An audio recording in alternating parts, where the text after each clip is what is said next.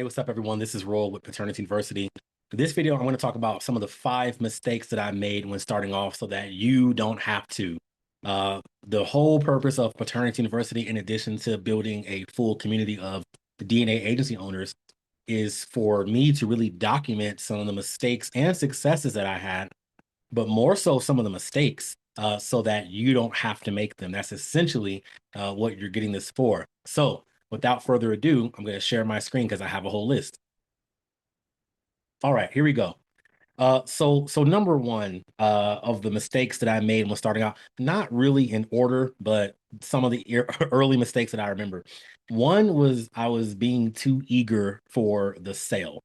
I remember when I first started off, it was a Saturday morning in El Paso, and the sun was still out. So, it had to have been daylight savings time, whatever that time is, but the sun rises a little bit earlier, whatever. And I remember my phone ringing, and I immediately answered it, didn't check the time or anything like that. And somebody said, "Hey, can you come to our house right now to do a paternity test right now?" And I was like, "Absolutely," because I was hungry for the sale. I was just starting off.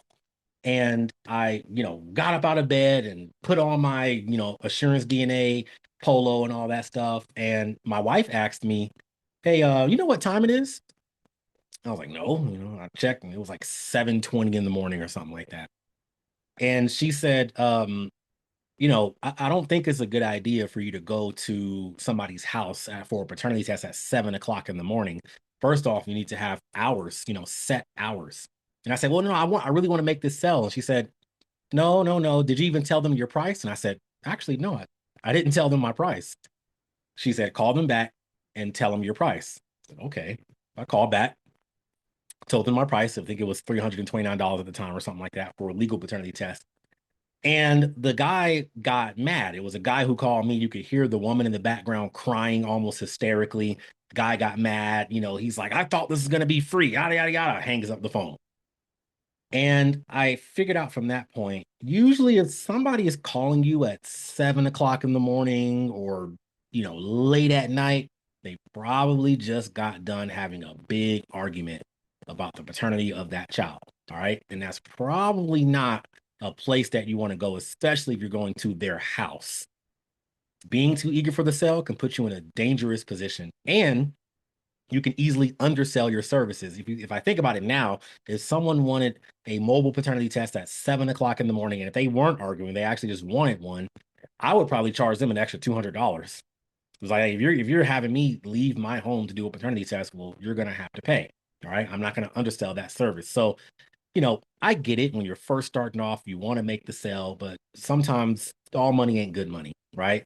And sometimes you can pick and choose your clients too. Some clients are not easy to work with, and you don't want to put yourself in a dangerous position or undersell yourself by being too eager for that sale. The second one was not having clients sign a consent form. And I got my first charge back a couple of years ago for a prenatal paternity test that I lost because I didn't have the client sign a consent form. Now, in Paternity University is a consent form in the resources folder that you could take and customize. You can do chat GPT it up. You can have a lawyer look at it, however you want to do it. But I did not have them sign a consent form that said, there will be no refunds or refunds are up to the owner's discretion or anything like that. I just wanted to make this. I didn't think about that stuff. And that presents issues with refunds, chargebacks, and potential legal issues in the future. So consider that. That resource is in Paternity University.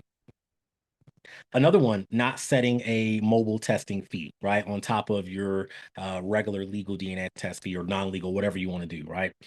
My first ever legal paternity test was in, I think, April of 2021, or maybe June of 2021, something like that, between April and June of 2021. And it was about an hour away, about 45 minutes north of me.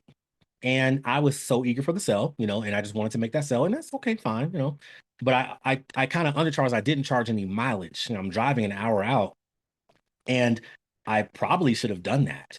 I didn't though. I made the sale. It was fine. It was still profitable, but your time and the wear and tear on your vehicle is worth something. According by IRS standards, business standards, it's 70 cents per mile, right? Or you can charge a flat fee.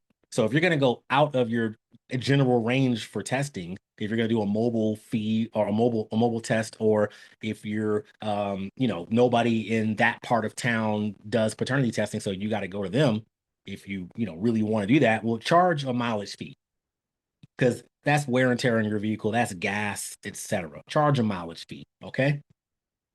A big one, a big mistake that I made was changing my Google ad strategy every single week. In the very beginning, I hired one of my friends to do Google ads for me. And every week, if I didn't see enough clicks or views or anything like that, every week I would say, well, change the ad to say this, change it to do that. And he would tell me, hey, bro, like, stop, stop changing the stuff because you're not allowing Google time to learn the ad strategy, the inputs. Um, and every time you change it, you're starting all over again and you're wasting money. I probably wasted about $1,000 or something like that, maybe a little bit more, because I kept changing my Google ads every single week. No, if you start your ads, run it for a month or so, see the input, see the results from that, and maybe change it up a little bit from there. But don't change it. I was changing it a couple of times a week, actually, now that I think about it, a couple of times a week. And that's a huge no-no in advertising. Okay. And then finally, not trusting the process. Look, and I still, I'm a human being. I still go through this as well in my business. Um, Sometimes you get impatient. Sometimes you're like, man, what is going on? You start to worry. Then you start to make mistakes, or you start to be super eager for the sale. The potential clients can tell that you just want to make some money and not really want to help them. Look, it'll be slow at times. Paternity testing has its ups and downs. It has its highs and lows, ebbs and flows, like I always say. It's gonna be slow. Just trust the process. Just trust the process. If you do this for 4 or 5 years, 10 years, it's the day to day is not gonna matter ultimately. It's gonna be month to month, quarter to quarter, year to year when you zoom out on it. So trust the process. It's gonna be slow, but just trust the process. All right. So those are some mistakes that I made when starting off. Just, consider these things. And this can apply to any business. It's not just paternity testing. This can apply to any business. Just consider these things as you do your thing, as you build your business. Just if you see yourself making these mistakes, just self-correct and course correct and get back on track and you'll be fine. All right. That's all that I got for now. Look, if you are interested in starting a paternity testing business in your area, you can click the link below to get that blueprint. I also offer private coaching that goes over sales, strategy, marketing, communication plans, all that good stuff. And that is in the link below as well. Once again, thank you all for watching. Until next time.